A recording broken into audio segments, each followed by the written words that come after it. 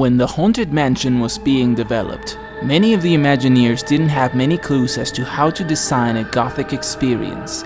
As part of the development process, Walt Disney would make Imagineers watch then recent movies about Gothic haunted houses to get inspiration from their atmospheres. The Haunting and The Innocents are influential movies in the Mansion universe. Still, the Mansion was made during the 60s, a time where audiences craved Gothic horror not only in cinemas, but in television as well. Black Shadows, Vampira, The Addams, The Munsters, all of them were also influencers in the soundtrack and the aesthetic of the house. And the movie that few mention, Beauty and the Beast, which helped Imagineer Rolly Crump create its Museum of the Weird tableau. But how exactly did these movies influence the Mansion? What exactly did they contribute? Put your headphones on and remain silently seated while we experience these supernatural influences here in Stories from the Mansion. We are closer to our 999 happy subscribers. Show me that this community is spirited, and if you like the content, subscribe. Now, let's get inside the mansion, shall we? On January 26, 1965, all Imagineers were invited by Dick Irvine to watch a projection of The Haunting. Inspired by the book The Haunting of Hill House, but with significant differences, this movie has a lot of similarities with The Mansion. The owner loses his wife and daughter to strange circumstances and suicides, but the most obvious reference to the mansion is one character who hangs herself from the rafters of a round staircase in the library, reminding us of the ghost host's demise in the mansion and the round stairs at the ghost house from Ken Anderson's concept art. The designs of the doors inside the house and the way in which they breathe inspired the ones in the current hallway at the mansion. The wooden faces at the side of the door influenced the skeleton heads at the mansion's doors. The wallpaper also had patterns that appeared to be faces. In this movie, where a governess takes care of two children living in an isolated house at the English countryside, strange events happen when she learns about the death of the previous governess and the disappearance of the gardener.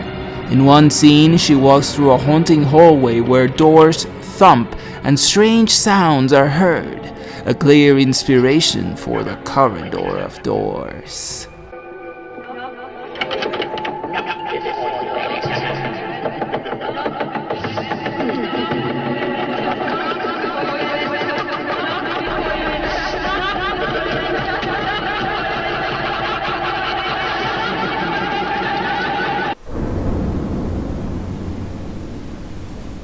In this classic 1940s Beauty and the Beast movie, every furniture in the Beast's house had a human likeness to it.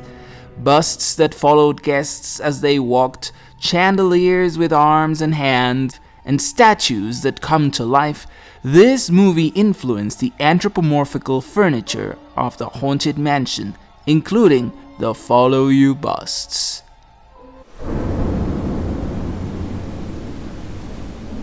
13 Ghosts has the premise of ghost catching inside a haunted house.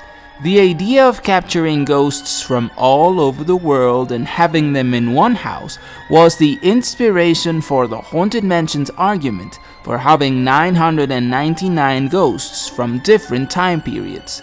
One of the Imagineers even had an early concept of how Disneyland captured ghosts for its Haunted Mansion, inspiring itself in the ghost captures from 13 Ghosts.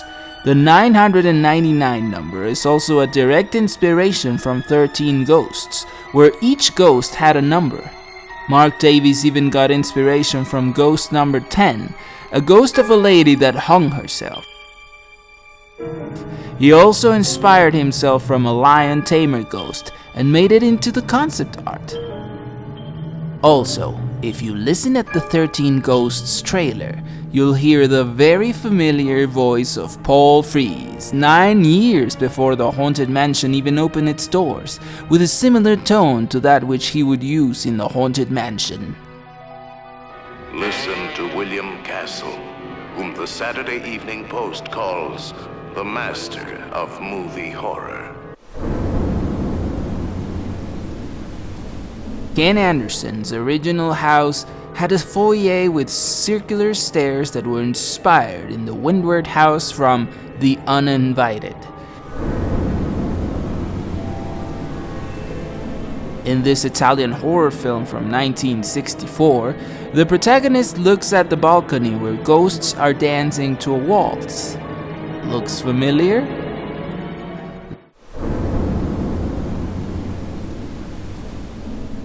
This is the dimension of imagination.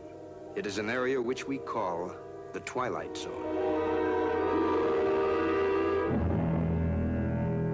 This 1950s and 60s show became a ride of itself later at Walt Disney World, but in the 60s, one of its episodes, The Hitchhiker, inspired the creation of hitchhiking ghosts that followed you home inside your vehicle, just as this one followed the protagonist.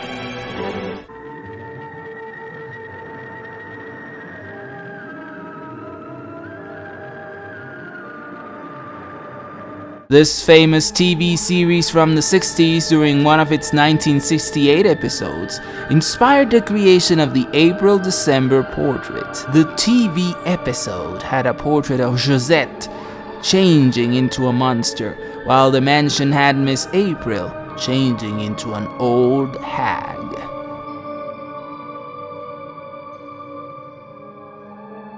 The inclusion of the vampire portrait in the hallway at the 1971 Haunted Mansion also came from Barnabas Collins' inspiration. If you take a look at Mark Davis's concept art, the resemblance is even more striking than with the final product.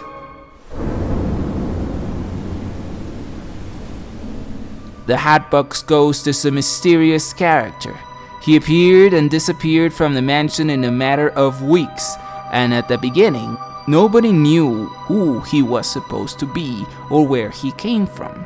But some Disney historians claim he was inspired by the London After Midnight character interpreted by Lon Chaney. And speaking of Lon Chaney, in Ken Anderson's original Ghost House, one of the final rooms would be one with famous monsters such as Frankenstein, Dracula, and the Wolfman. The Wolfman even made it to one of the concept art for the changing portraits, but the idea of having classic monsters in the attraction was scrapped. Now, not only live actions inspired Disney, but its own library of animated classics did so as well. Two very direct references come from this film. The first and most obvious is the Headless Horseman himself at the concept art for Ken Anderson's Ghost House. I made a video on that one, see it if you haven't. The second is the Ghost in the Crypt, which looks a lot like this tree from the movie. Eventually, all Headless Horseman references would disappear to make way for his own attraction that would open with Walt Disney World in 1971. Night on Bald Mountain has amazing floating ghosts that came out of their graves at their master's command. This effect was taken to all concept arts ever since the Ghost House and remains in the Haunted Mansion's graveyard today. A more obvious nod to Night on Bald Mountain can be seen at Phantom Manor's concept art and at the ghost town at the end of the ride. Before the Haunted Mansion even was thought of, Snow White's Scary Adventure served as Disneyland's suspenseful and thriller-filled spook house, and despite its many changes through the years, one scene that was always present was the dark forest scene, where evil-looking trees would attempt to grab you. These trees were also taken into consideration at the mansion, where when you fall from the attic you find creepy branches reaching for you.